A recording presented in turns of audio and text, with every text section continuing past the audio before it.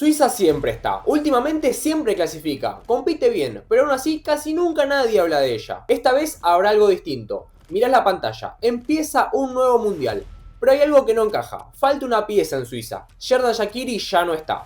Se siente extraño un torneo sin este tanque compacto que desafiaba la física. Es imposible pensar en él y no recordar los goles que se viralizaban alrededor del mundo. Shaqiri no solo jugaba para Suiza, jugaba para la historia de los mundiales. Era el hombre especialista en frotar la lámpara cuando las papas quemaban y regalarle al mundo un golazo de zurda directo al ángulo. Hoy el fútbol sigue, la pelota rueda en 2026. Pero el romanticismo de sus genialidades ya no van a estar en la cancha. Por eso, mientras otras selecciones llegan al mundial rodeadas de hype, figuras o presión histórica, Suiza aparece en silencio, sin ruido, sin venderse como candidata. Pero después empieza el torneo y termina eliminando a equipos grandes, complicando a favoritos y demostrando que subestimarla suele ser un error. Y justamente por eso, en las semanas previas al mundial aparece una duda muy interesante. ¿Suiza finalmente está preparada para dar un paso más o seguirá siendo esa selección correcta, ordenada y peligrosa que nunca termina de romper el techo? Suiza necesita que este Mundial 2026 sea distinto a todos los anteriores, porque quizás esta sea la última oportunidad de una generación que lleva años demostrando que puede competir contra cualquiera, pero todavía no logró convencer al mundo de que realmente puede llegar lejos. Y en este video vamos a analizar si Suiza está preparada para patear la puerta y alcanzar una instancia todavía más alta, o si volverá a ser esa selección que nadie quiere enfrentar, pero que tampoco termina de asustar del todo. Hay algo que este equipo viene haciendo mejor que muchísimas selecciones, y es competir con estabilidad.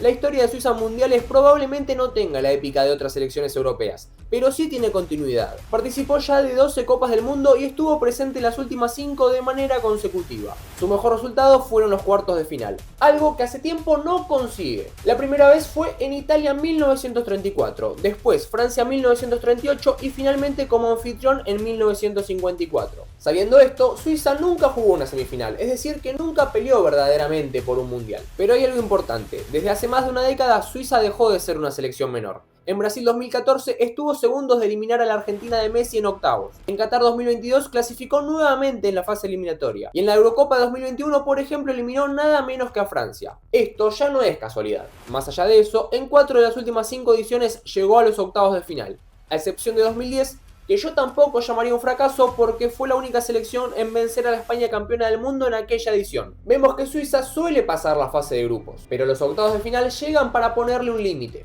Es una selección que aprendió a competir contra gigantes sin sentir inferioridad, y el plantel actual explica bastante bien por qué. Kobel en el arco, Akanji, Schär y Rodríguez en defensa. Xhaka en el mediocampo y adelante nombres como Vargas o Embolo. Casi todos los jugadores entienden perfectamente cuál es su función, y eso en selecciones nacionales vale muchísimo. La primera gran figura es Granit Xhaka, porque probablemente esté jugando el mejor fútbol de toda su carrera. Con 33 años aporta una gran experiencia en el mediocampo, habiendo jugado muchos años en Premier League y este será ya su cuarto mundial. Ya no es solamente temperamento o liderazgo, hoy es el jugador que marca el ritmo de todo el equipo. Ordena, distribuye, presiona y emocionalmente sostiene a todo el grupo. En defensa es necesario resaltar a Manuel Akanji, el líder defensivo, rápido, fuerte físicamente y cada vez más seguro con la pelota. En el Manchester City dio un salto enorme y hoy transmite algo fundamental, que es la tranquilidad para Suiza. Y el tercer nombre clave probablemente sea el de Bril Embolo. Suiza muchas veces necesita un jugador que rompa estructuras, que transforme partidos cerrados en algo distinto. Y Embolo, cuando está sano físicamente, puede hacerlo muy bien. Además, hay otra cosa que persigue a Suiza hace varios años, y es la sensación de que siempre compite bien, pero nunca puede romper la barrera de los partidos de eliminación directa. Y eso es lo que termina marcando el techo del cual hablamos. Con Murat Yakin como entrenador, Suiza consolidó una identidad que transmite confianza.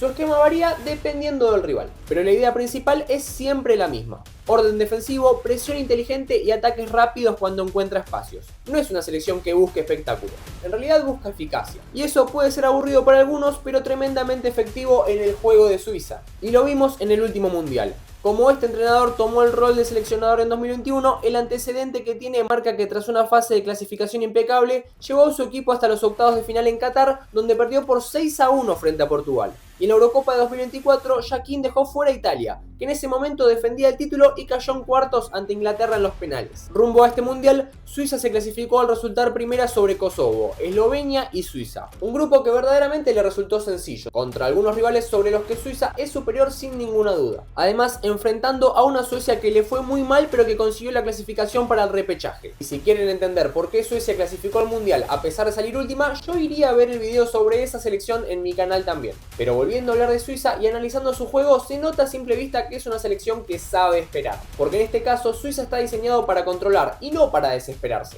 En este mundial Suiza se enfrentará a Canadá, Bosnia y Qatar.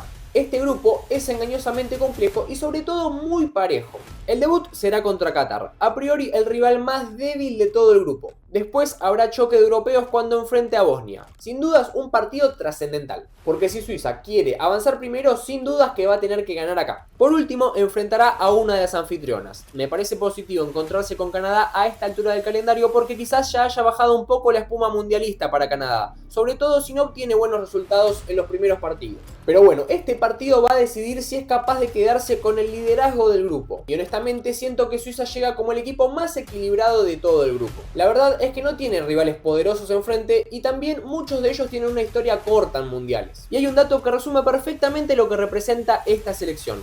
Suiza estuvo invicta defensivamente durante más de 500 minutos seguidos en mundiales entre 2006 y 2010. Apenas recibió un gol en el mundial 2010 y aún así quedó eliminada. Esto define perfectamente a este equipo, que suele ser extremadamente competitivo, pero muchas veces demasiado conservador. Mi predicción para Suiza es que tiene todos los números para avanzar a los 16avos de final. Para mí, tiene que imponer autoridad y hacerlo como primera del grupo. Así puede evitar rivales más complicados en 16avos de final y volver a llegar a ese objetivo mínimo que tiene siempre Suiza, que es entrar a los octavos de final. Y ahora te pregunto a vos, ¿Suiza puede convertirse finalmente en una selección capaz de pelear cosas importantes o su techo seguirá siendo una vez más los octavos de final? Te leo en los comentarios. Y si te gustó este video, te pido que le dejes tu me gusta. También te dejo otros dos a continuación para que sigas aprendiendo sobre las selecciones de este mundial.